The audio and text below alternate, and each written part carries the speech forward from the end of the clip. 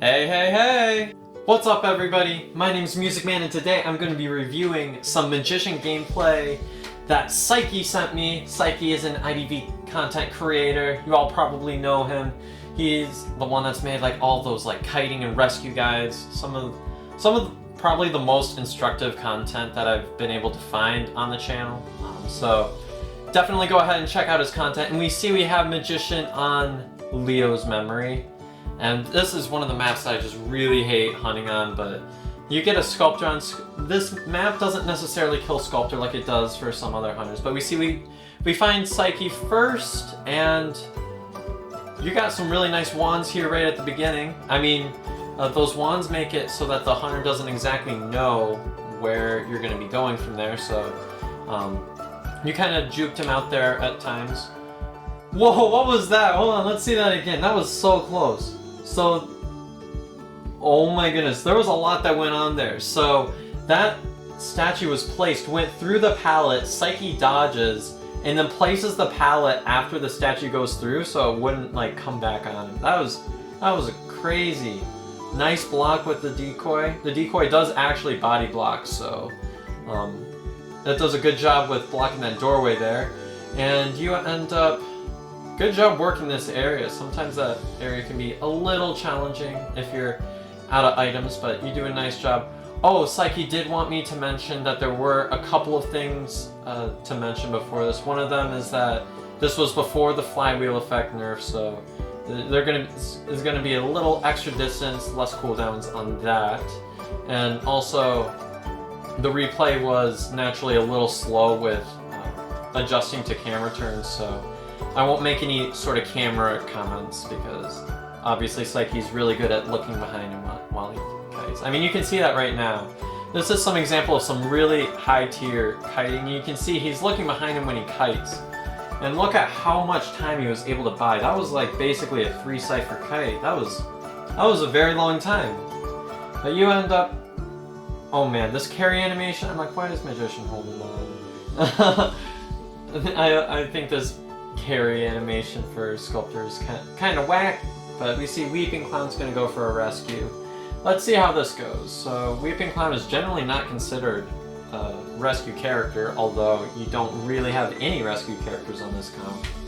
Now, generally that first kite was really hard to correct. I mean, you did most things pretty relatively perfectly there. Let's see how this goes. There's been one chip hit. Oh, and then he goes for the attack. I think that was before half though, so you have plenty of time to kite this out. You were a little slow going that direction, but you got the stun, so none of it matters at all. You end up looping around this area. And again, this would be the time if it was like a review where it wasn't already specified, I'd be like, just look behind you. But Sikey does this thing where he does like really quick camera movements, and sometimes that's not picked up by the camera. Nice flywheel effect. So we can see how that works. I'm not sure that would necessarily work after the nerf, but that's an example that flywheel effect ignores collision, so you can see that there. Nice statue dodge. I mean, the Sculptor could probably be a little bit more accurate with these, but I mean, generally speaking, it's just Sikey doing really great dodges here, because the statues aren't necessarily super inaccurate, just sometimes they're being thrown out when they shouldn't necessarily be. Another pallet stun, nice.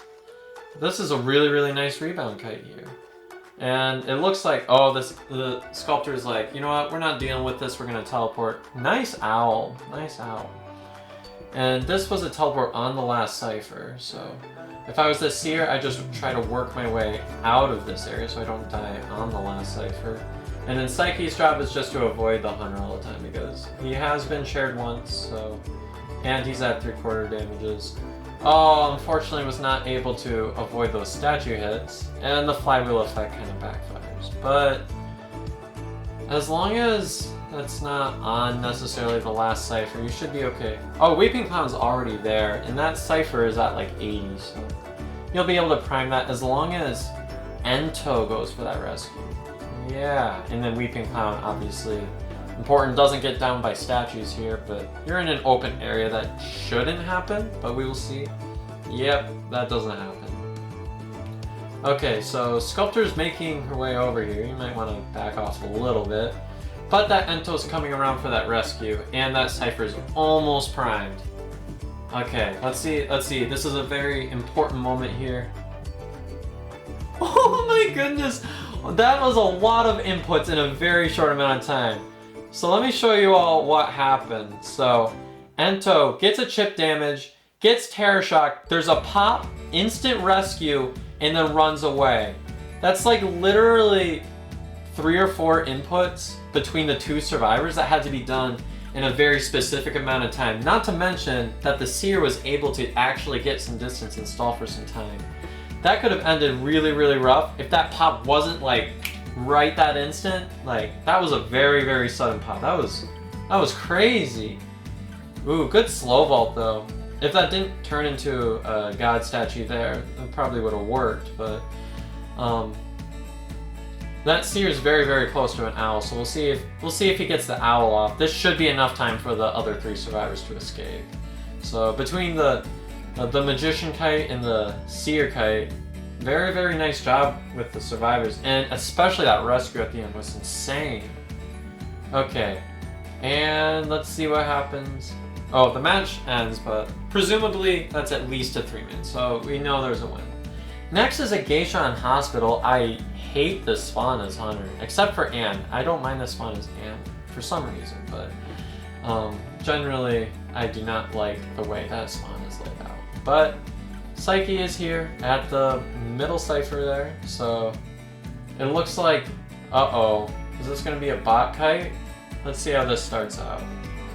This seems like a very unfortunate start. Yeah, bots at once, but it's not the end of the world if bot gets hit once because mechanic can just place it down there. Okay, let's see what happens from here. So, oh no, it gets double targeted. Okay, so if you're the Geisha in this position, a lot of times what you want to do is you want to actually just straight up not go for the mechanic, because after you get a single hit on a survivor, the mechanic is going to be virtually useless to the team. Like her decoding is going to be like non-existent. So this would be the point where, yeah, that Geisha has teleport. A lot of times you see Geisha running either teleport, I've seen abnormal. I have seen a couple blinks, although generally that's not required. This is a very, very tough area to work, right? This here in Forest with the double pallets. Nice pallet stun though. I think if I were in that situation, we'll see the replay here. Instead of vaulting that pallet again, you could have tried running towards that double pallet area towards Hospital, and I think that would have given you more of an opportunity to transition away, because this is not an area where you want to stay, but that's just my opinion here. Sikey decides to try to work this area a little more, but I mean, there's only so far you can take this, especially if that pallet goes down. And again, that could have been another time, even running past right there, you could have tried to jump to those pallets instead. But instead you're staying in this area, which is a very, very tough area to take a kite and maintain. Yeah, and then you get down here. This is also a very, very incredibly tough chair to rescue off of. I mean, that shouldn't be an issue because it's a Geisha, and Geisha has like literally no camp. So we'll see how this goes down, but I mean, Sikey still did buy a decent amount of time for the team. I mean, there's not much to complain about. I just would have liked to see him probably try to transition a little earlier to a better area. Makes him a little less fragile, especially after he ran out of his items there. Oh, don't fall for this. Don't fall for this, man. No, you get the Terror Shock. Well, at least you got the rescue off of, but that possibly could have thrown the match. It depends on how the Geisha plays this. Why are you body blocking? You need to get out of there. You've been double hit. You need to find another survivor so you can be healed up. Oh, that was a nice flywheel effect there. Let's see that again. So, predicts the dodge, gets the flywheel effect into the pallet, so that just barely protected him. But he's just stalling a little bit more time, and the Geisha ends up getting it down. And unfortunately, you were not able to get to a better chair, but I mean, for such a bad area, you did such a fantastic job just buying as much time as you can, even with just a single pallet. I mean, that's incredible, especially against a Geisha, very, very strong chase hunter. Okay. So it looks like, I think I saw a mechanic transitioning there. If I was in this situation as the survivors, I might consider just selling the survivor on the chair and not even going for that. Oh yeah, and this is very late. Don't get terror shock. Okay, we'll see what happens here. Yeah, this isn't good. No, the terror shock. Okay. Okay, this is pretty much done now. There's no way you're getting out of this. Yeah, that's definitely a loss, especially because Mechanic has no bot left. She's useless on chair, and there's really no point in rescuing her at this point. You might as well just go for one mana dungeon. It depends on the cipher progress, but I mean, with that kind of start, with the Mechanic getting the double bot down, I'm not predicting that there's a whole lot of decoding on the map at the moment, but looks like Priestess will get a rescue off, but it was an instant down, of course. So if I was that Geisha, I'd probably go a little harder on that double hit, just because you have that little bit of extra flexibility to do so with the double hit and then stuff. I mean, you've got so much time on your hands, especially with 3 ciphers remaining, but only 2 active survivors up and running.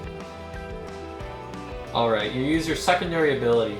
One thing I find interesting about the secondary ability is that you're able to place the butterflies pretty far now with them, which that was something that was not really present until she got buffed, so this is a very, very interesting thing that was added into the game. I've seen it used a couple of times to kind of increase her mobility. Oh, that Geisha did something really important to down that Mechanic there. Okay, I'm going to point out what she did. So watch this. That Geisha is using the butterflies to bait out the red light, so the Mechanic thinks that she's on the other side of the wall, except the Geisha is like moonwalking there, so she ends up right around the corner, right where the Mechanic's at, and the survivors just give up. But very, very nice job, Sikey. Your kites were very, very good. You did a really nice job working with what you were given. The only thing that I would say is I probably would have tried to transition more to an area where you would have had potentially being able to get into hospital, but overall, I had a really good time watching this gameplay, and I hope you all did as well. Well, I hope you all enjoyed that review. If you did, please don't forget to leave a like and subscribe to the channel for more content like this. If you want your gameplay reviewed in a future gameplay review video, make sure to send your gameplay to this email down here. I can take YouTube videos or Google Drive links. Either one is perfectly fine. As long as I can access it or and screen record it or download it, it'll be all good, and you can get your gameplay featured on the channel. And yep, that's about all for me. Bye-bye, everybody.